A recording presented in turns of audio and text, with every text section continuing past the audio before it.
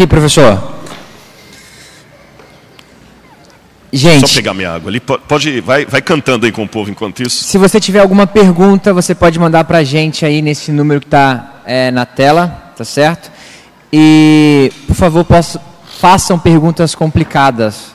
Eu não fui tão bem na matéria do professor Rodrigo, então me ajudem. Estou brincando. Vai vingar. Mas vamos lá. Primeira pergunta. O senhor comentou sobre o livre-arbítrio. E aí Deus, ele respeita o livre-arbítrio das pessoas. Por que certas vezes, em algumas ocasiões, ele parece não respeitar, interferindo na situação e operando milagres? E em outras situações, ele não opera esses milagres. Como é que é? Ele interfere ou não? Ele deixa a pessoa ser livre ou não? E por que ele escolhe algumas pessoas para ajudar e outras não? Bom, na verdade, eu enxerguei duas perguntas em uma aí, não é? O livre-arbítrio é uma coisa, o milagre eu acho que é um pouquinho diferente.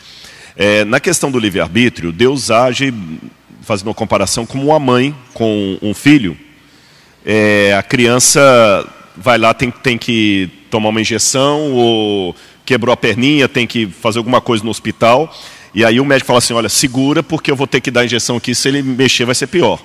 Naquele momento ali, a mãe não pode deixar a criança espernear, sair correndo para o hospital, ela vai agarrar a criança, e quanto mais ela ama, mais ela segura os bracinhos dele, ele chorando, querendo sair, ela não deixa. Por outro lado, quando ele quiser fazer medicina ou direito, ela vai falar, tudo bem, é o que você quer, isso aí eu casar, eu vou respeitar. Então, uma mãe sabe o momento em que ela tem que dar liberdade para o filho fazer o que quiser e o momento que ela vai ter que amarrar o filho para o próprio bem dela. E Deus sabe muito mais do que uma mãe. E nisso também essa ilustração eu pego para a questão do milagre. É aquilo que eu falei, se Deus operasse todos os milagres agora, ele criaria uma situação insustentável antes do tempo. Nós não estamos preparados ainda para a eternidade. Se, por outro lado, ele não operasse milagre nenhum, nós ficaríamos às escuras, sem saber que existe luz no fim do túnel. Então, Deus opera alguns milagres para nos lembrar, nos acalmar, no sentido de, filhos, calma, o mundo não está abandonado por mim, eu vou voltar. Eu vou voltar. Esses milagres são apenas um sinal de que eu ainda estou agindo na história, apesar de não parecer. E o sofrimento é uma outra maneira de lembrar assim, filhos, vocês ainda não estão no céu. Vocês ainda não estão no lar. Porque lembre, por mais que Deus opere um milagre, ele pode, por exemplo, hoje livrar alguém de um câncer. A pessoa está com câncer aqui, mas essa pessoa vai fazer 80 anos, 100 anos, vai morrer. Então todo milagre, por mais maravilhoso que ele seja, ele é provisório. Todas as pessoas que Jesus curou um dia morreram. Então o milagre é apenas um sinal provisório de que Deus ainda está agindo na história desse mundo. Por isso que ele é apenas uma amostragem, como se fosse uma degustação, para você sentir o cardápio que está por vir. Ok. Outra próxima pergunta diz assim, Agostinho fala que o mal na verdade não existe. O que existe é o bem sem a presença de Deus. Há bondade na maldade? O yin e yang, como proceder com essa afirmação? Bom, eu teria que ver o texto real de Agostinho, eu já li vários livros de Agostinho, eu não lembro exatamente dessa afirmação. Eu lembro que no livro A Trindade, de Santo Agostinho, ele diz, ele trabalha muito contra, principalmente o maniqueísmo, aquela coisa toda, e algumas outras filosofias que havia na ocasião lá, e ele sempre fala de Deus na graça, que a graça de Deus não permite as trevas, né? Mas indo para a última parte, o Yang já é uma filosofia que não tem nada a ver com Santo Agostinho ocidental. Não existe bem no mal. Não existe bem no mal. O mal é mal, o bem é bem. O que acontece é o seguinte, Deus tem a capacidade de misericórdia, talvez daí que vem a citação de Agostinho, que Agostinho fala muito da graça, ele fala que a graça de Deus nos seduz. Embora a palavra sedução em latim é uma palavra dúbia, pode significar tanto uma coisa ruim como uma coisa boa, Agostinho trabalha muito assim, em dois livros. Ele trabalha isso no De Trinitate, que é o da Trindade, e nas Confissões, que ele conta a história de conversão dele, e como é que Santa Mônica, que era a mãe dele, orava por ele. Santo Agostinho diz assim, o Adeodato, o filho dele, por exemplo, era o filho de um adultério. O Agostinho ele teve um caso com uma garota de programa e nasceu Adeodato. E ele dizia que aquela relação que ele teve não era pura, era uma relação por dinheiro, por prazer apenas carnal e tudo mais.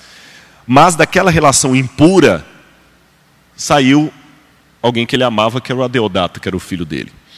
Então, traduzindo Agostinho para hoje, o que eu diria é o seguinte: o mal continua sendo mal, mas Deus tem a capacidade de transformar o mal numa coisa boa.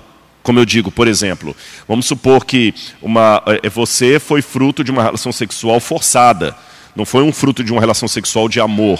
Deus não queria aquela relação. Mas uma vez que aquilo que Deus não queria aconteceu, Ele te dá ali uma bênção. Ele falou assim, ó, já que isso aqui que eu não queria aconteceu, eu vou escolher esse espermatozoide aqui para fecundar o óvulo, porque eu quero que saia você, e você vai ser uma bênção. Então não é que existe um bem embutido no mal. É que Deus tem a capacidade de transformar o mal em bem por sua graça e sua misericórdia. Aí eu estaria entrando na teologia agostiniana e nesse aspecto eu estaria em concordância com ele. Okay.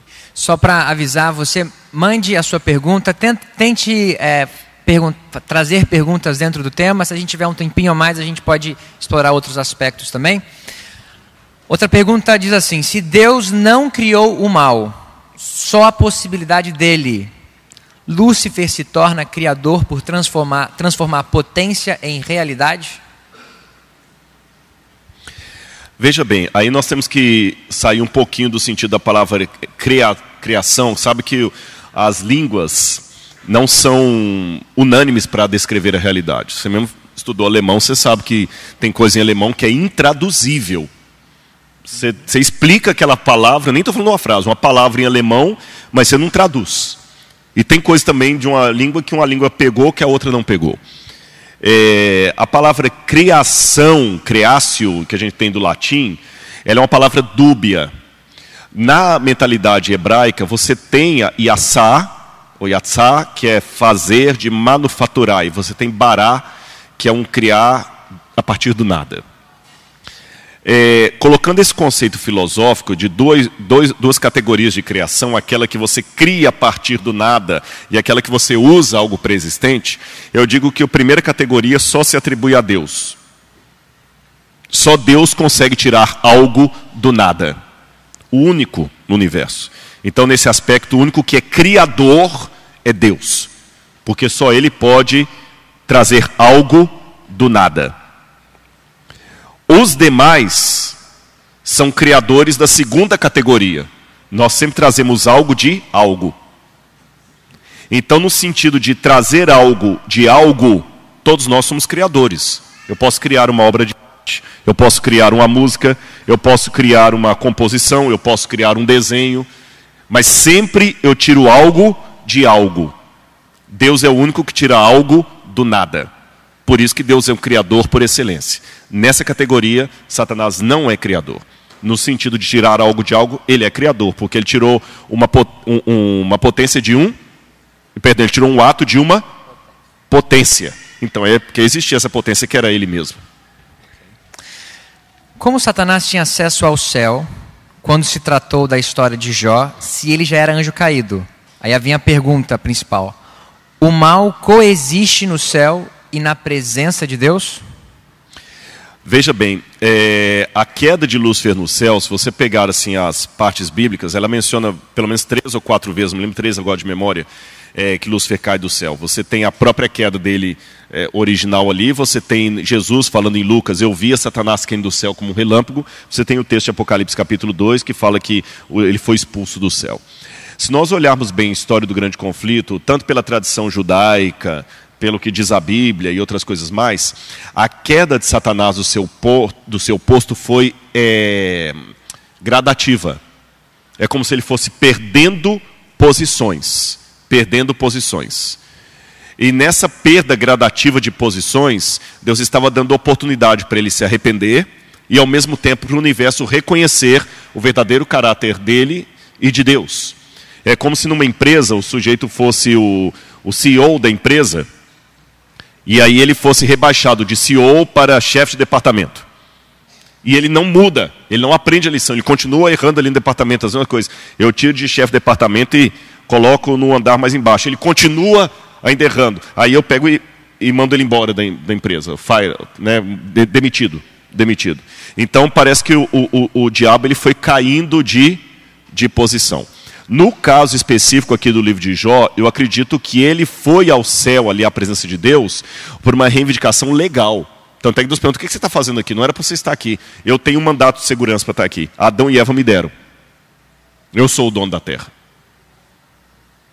Agora, a última parte da pergunta aí. O bem coexiste com o mal. Essa é uma coisa muito interessante mesmo. O céu, na verdade, se você for olhar em termos bíblicos, é todo o universo. Por causa da nossa dimensão de pecado, de plano carnal e espiritual, nós fazemos uma diferença entre nós aqui e o céu lá. Mas se olharmos o plano original de Deus, o céu é o universo inteiro, porque o universo inteiro é a habitação de Deus. O universo inteiro foi feito por Ele, o universo inteiro é povoado. Tanto é que o universo é a ideia dualista que criou essa noção de matéria ruim, o plano espiritual que é o bom. Tanto é que no Apocalipse, o céu vai ser aonde? O novo céu e a nova terra? Aqui. A terra vai ser renovada, vai ser aqui. Então, a partir desse aspecto, Deus ter que tolerar o mal no universo já é algo terrível. Tá certo? Seja em qualquer canto do universo. Seja aqui, em outro lugar, Deus tem que tolerar, é terrível. E Ele tolera por misericórdia. Por quanto tempo Ele vai tolerar, isso eu não sei responder. Mas Ele tolera. Voltando à questão do livre-arbítrio. Onde está o livre-arbítrio de quem sempre sofreu e deseja nem ter vindo à existência? Bom, em primeiro lugar, aqui eu tenho que pedir licença aos psicólogos, se houver aqui, psiquiatras, para, como leigo, entrar na área deles. Como leigo. Quando a pessoa fala sem querer vir à existência, na verdade ele queria existir. Nenhum suicida quer morrer. Isso eu posso afirmar de carteirinha. Nenhum suicida quer morrer. Ele quer se livrar do problema que o aflige. Ele está com uma depressão muito séria. E essa depressão, que é uma doença, tem que ser respeitada, tratada com respeito, não com piadinha ou como sendo frescura. E essa depressão causa nos neurotransmissores dele, na sinapse dele, uma falha de raciocínio sistêmico, de modo que ele vê uma realidade deturpada e acha que não tem mais solução. Por isso ele quer morrer, ele quer não existir, ele não quer mais a vida. Só que, no fundo, aquele pensamento de eu não quero viver, não é um pensamento real.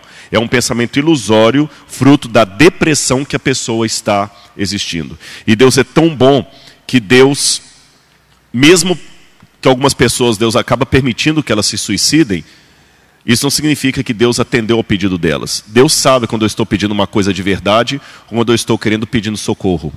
Então, quando a pessoa fala assim, eu não quero mais viver.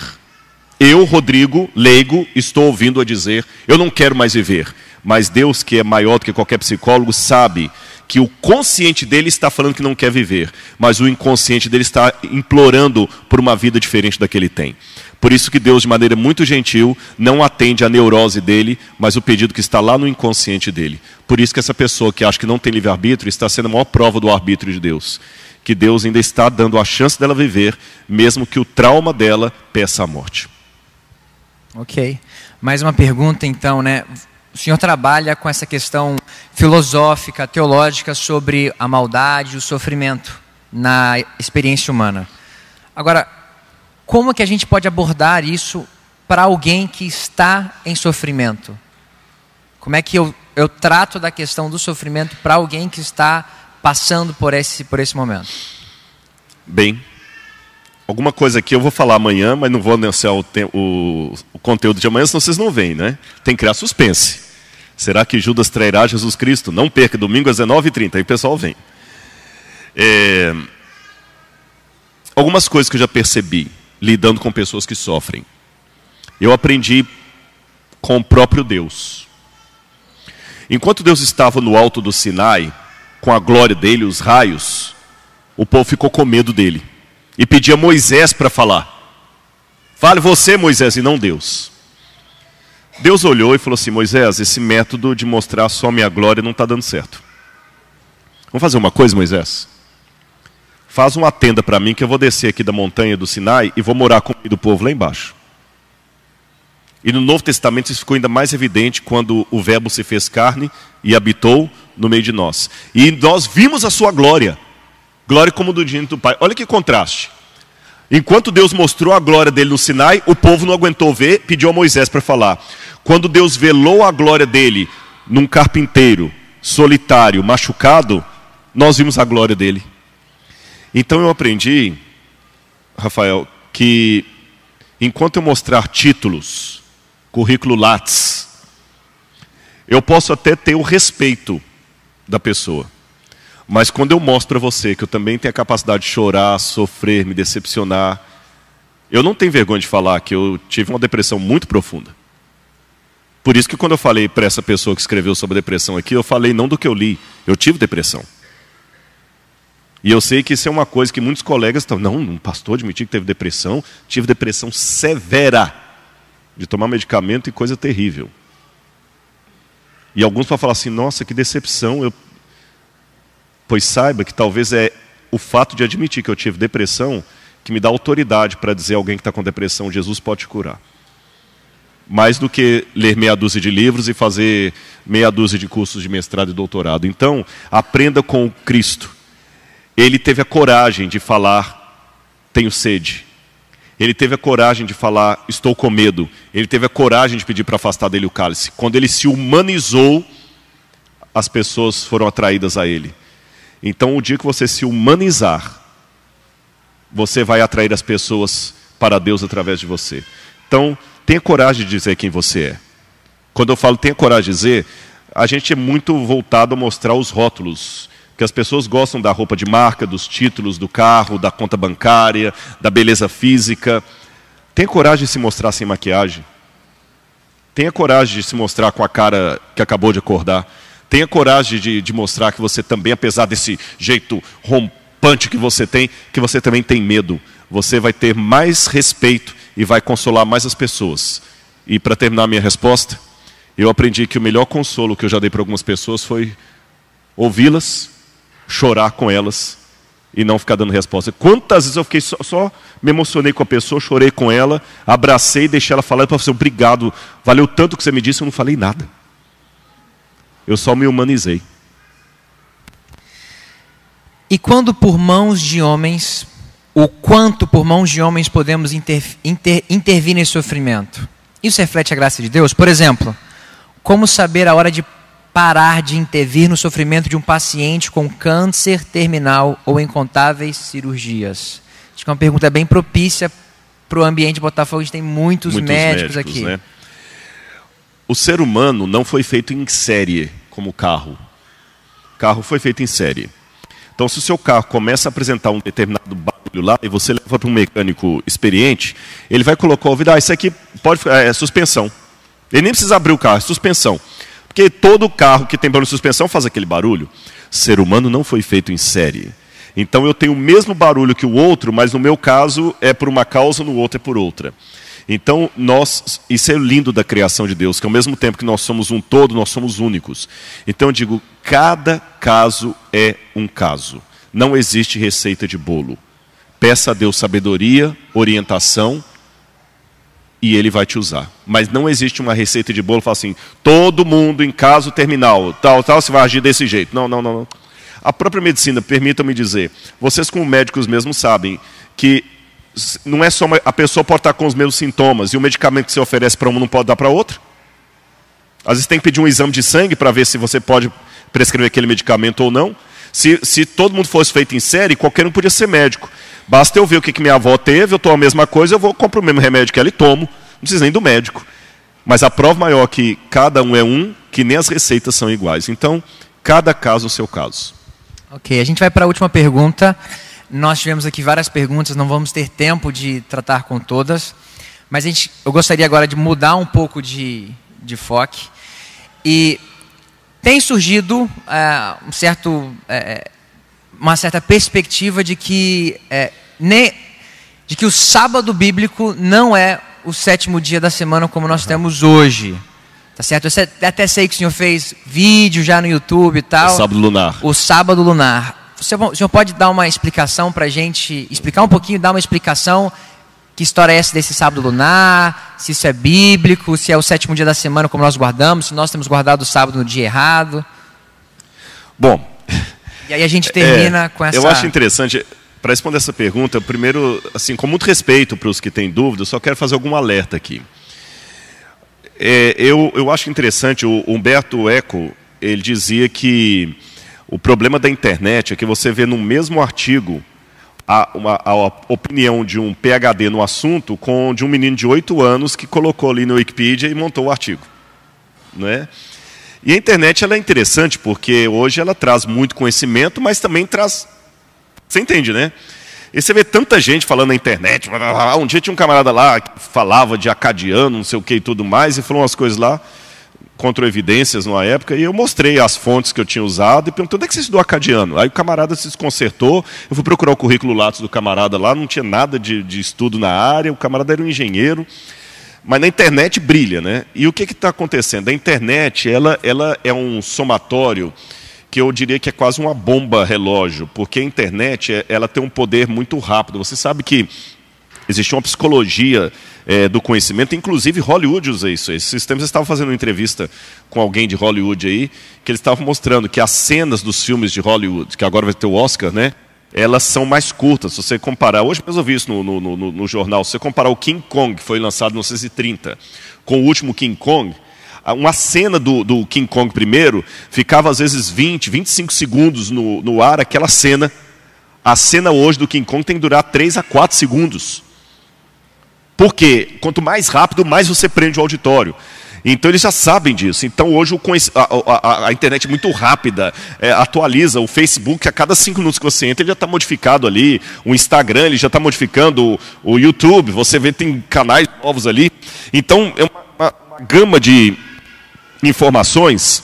E junto com isso, eu vou colocar uma... Não estou tangenciando a resposta não, mas só para vocês entenderem a psicologia do tempo em que vivemos e se prevenir contra ela. Junto disso aí, existem mais 2 elementos que eu acho que são nevrálgicos nessa bomba atômica. Primeiro, como falei, o excesso de informações uma após a outra. Segundo, a necessidade frenética de novidade. E essa geração nova é isso. Você pode olhar. Olha o YouTube agora, você vai ter alguns vídeos lá. Se você entrar daqui a 5 minutos, já tem a sugestão de outros vídeos. É muito frenética, uma informação atrás da outra. E se atualiza e desatualiza muito rápido. E terceiro, a necessidade de novidade. Eu quero uma novidade, eu quero uma novidade, eu quero uma novidade. Eu quero ouvir algo que ninguém nunca falou. Se eu escrever um livro, A História de Roberto Marinho, muita gente não vai ler. Mas se eu colocar o título assim, A Verdadeira História de Roberto Marinho, a farsa que a Globo tentou esconder. Amanhã eu já tenho 1 milhão de exemplares vendidos. Todo mundo quer, e quer a necessidade do escândalo. Brasil urgente, né? Eu quero escândalo, é da Atena, eu quero escândalo. É fuxico gospel. E essa bomba relógio vem para a teologia. E o que acontece? Todo mundo quer um dia descobrir uma coisa nova, e cada hora vem uma vez. E alguém que descobriu uma coisa na internet, antes é em trindade. Não, mentira, não existe trindade, não existe, Jesus não é Deus, o Espírito Santo é pessoa. Depois parar de bater na trindade, e o nome de Jesus, que não é Jesus, né? Jesus é o nome pagão do Deus Tamuz, com o sus, cavalo e tudo. Você não pode falar de Jesus, é Yehoshua, né? Yehoshua Habashia, não pode. Aí daqui a pouquinho cansa daquela novidade que o nome de Jesus não é nome de Jesus. Aí vem a novidade da terra plana. A NASA mentiu, a terra é plana, não é quadrada, não é redonda, é quadrada, é plana, é esférica, não sei o que e tudo mais.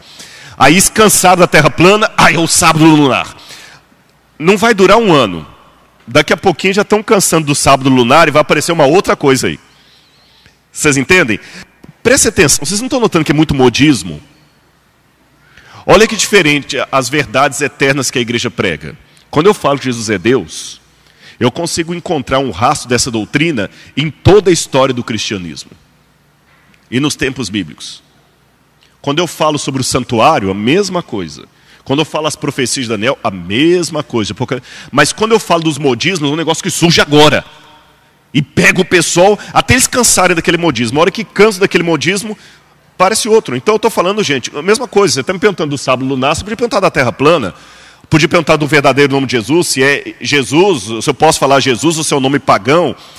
Sensacionalismo. Então, cuidado com essas coisas. Para mim são armadilhas do diabo, porque eu sou teólogo e nem eu consigo ficar update com todos os tipos de coisas novas que surgem. E todo mundo que levanta aquela lebre acha que aquela verdade dele é a mais importante da igreja, e se a gente não der uma resposta, é porque nós somos hipócritas, porque nós estamos escondendo a verdade dos irmãos. Então espera, não sou profeta nem filho de profeta, mas está sendo gravado hoje, é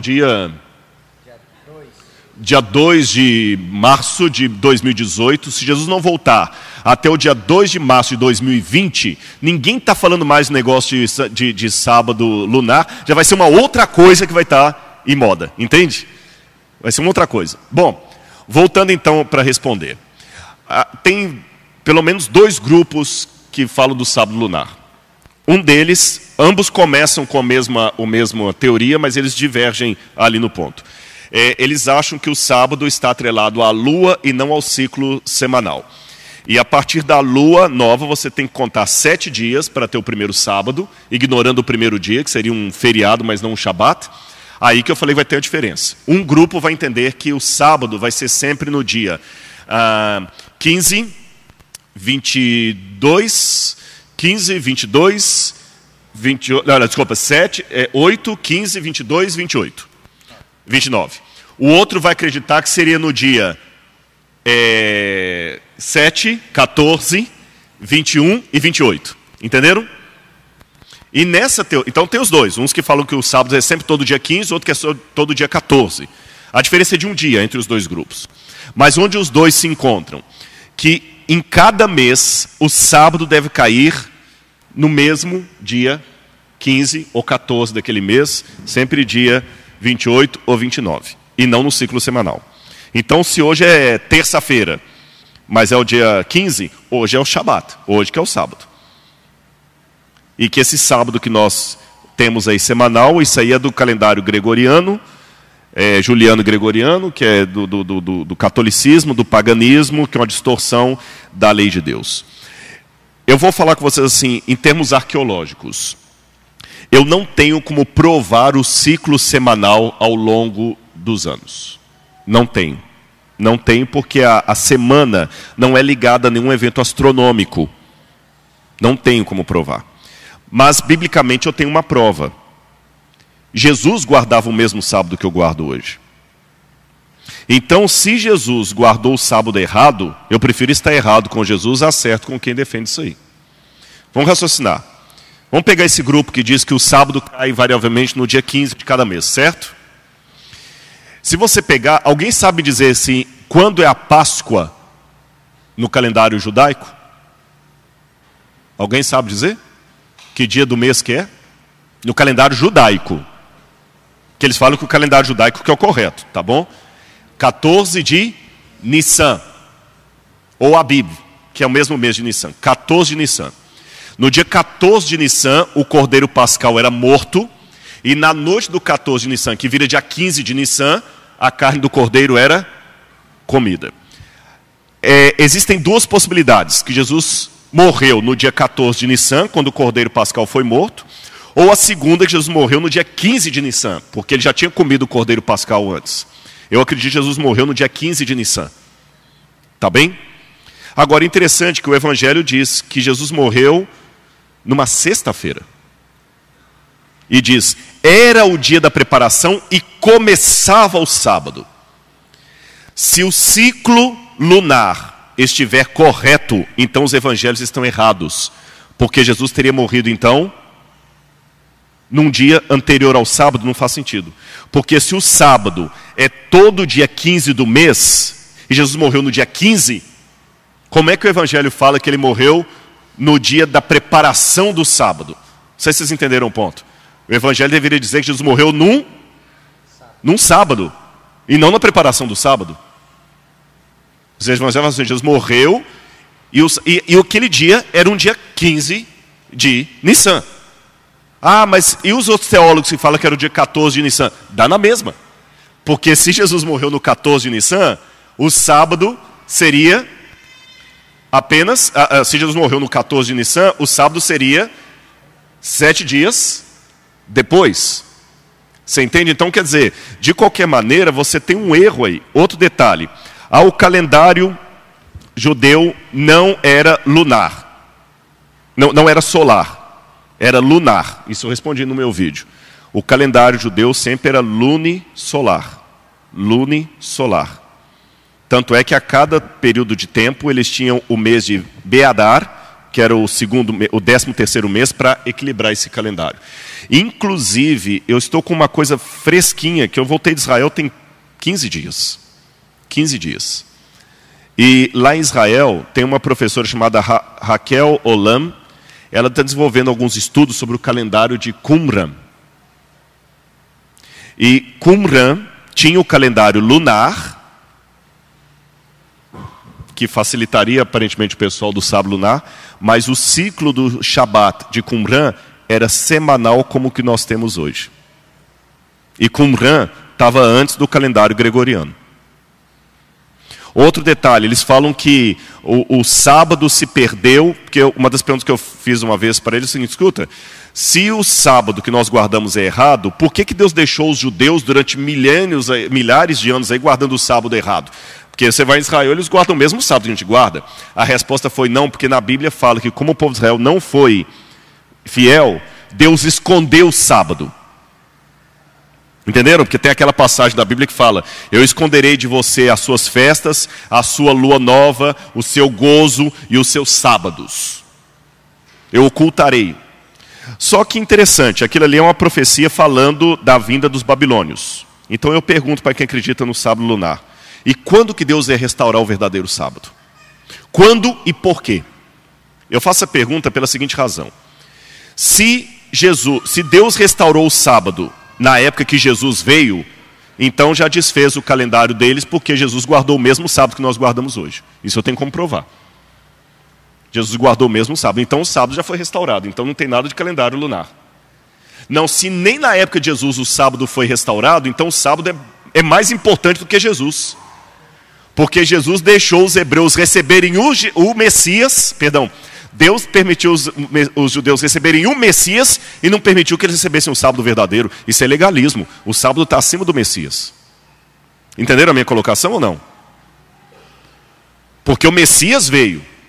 Se o Messias veio, é porque Deus permitiu. Deus permitiu que o Messias viesse, mas não permitiu que o sábado verdadeiro fosse descoberto. E o que aconteceu hoje de tão especial que esse grupo descobriu o sábado verdadeiro que em nenhum outro momento da história Deus permitiu descobrir? Então eles estão melhores que os apóstolos. Porque os apóstolos, pelo menos aqueles que viviam com Jesus, guardaram o sábado errado.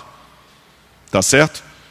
Então não tem base nenhuma essa questão de sábado lunar. Interessante que nem os rabinos, nem os judeus que têm o hebraico como primeira língua defendem isso. É lógico que para dissecar toda essa teoria eu precisaria de mais tempo. Estou dando uma resposta rápida aqui. Mas só para dizer para vocês que ela, na minha opinião, não faz o menor sentido. Mas Daniel 7:25 falou que ia cuidar e mudar os calendários e a lei. Tá, se o sábado se perdeu na Babilônia, então Daniel 7:25 não tem nada a ver com a Idade Média e a mudança do sábado para o domingo, já foi lá atrás. Porque esse ciclo semanal que nós temos foi inventado pelos babilônios 100 anos antes de Cristo. Nada a ver. Você já encontra evidência de 7 dias importantes no rei de Lagash, Gudea. E Gudea está mais ou menos 1800 a.C., 2000 a.C. Uma última coisa que eu não posso esquecer. Estude o calendário babilônico e você vai descobrir uma coisa interessante. Isso eu estou falando com tabletes cuneiformes que estão catalogados no Museu Britânico. Me lembrei disso aqui agora. Os babilônios tinham um ciclo de sábado lunar. Os babilônios contavam a partir da lunação 7 dias fixos no mês, e o 7º dia era invariavelmente um dia de descanso, um dia de não fazer nada, e um dia de maldição também. Não me perguntem por quê. E tinha o deus Shabatu. Então realmente o sábado lunar existe na antiguidade, na Babilônia. Então se tem alguém que está querendo propor algo aqui babilônico, é quem defende o sábado lunar, porque a única evidência na antiguidade que eu tenho do sábado lunar, inconteste, é na Babilônia, porque tem tabletes cuneiformes mostrando o calendário babilônico que mostravam os babilônios colocando o ciclo de 7 dias fixos.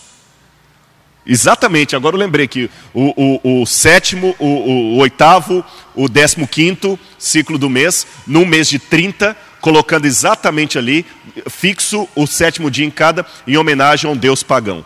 Então, na verdade, eu acho que nós estamos tendo um problema aqui. Estão querendo colocar que os babilônios que estavam certos e os hebreus que estavam errados. Lembrei disso aqui agora. Tem documentação do que eu estou falando, viu?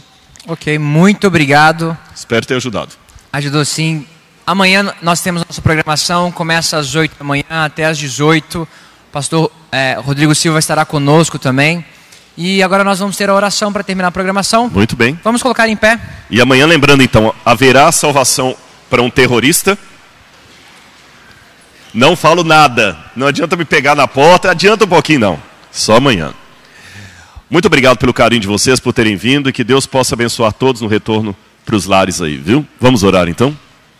Obrigado, Senhor Deus, por tudo que Tu nos dás, pela Tua graça, pelo Teu amor, pelo Teu carinho conosco. Perdoa os nossos pecados, Senhor. Ajuda-nos a demonstrar amor, afeto pelo nosso semelhante. E, acima de tudo, desejo pela Tua presença. Dá-nos a Tua paz.